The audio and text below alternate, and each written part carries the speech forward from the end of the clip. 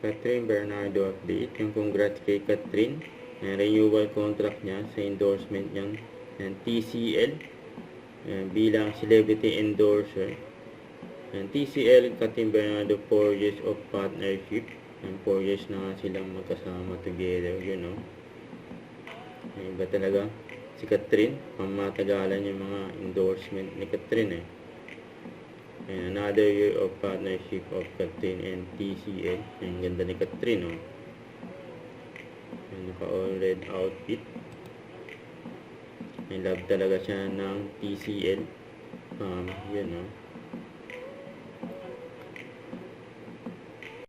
nag-comment pa nga si Catherine sa post ng kanyang team.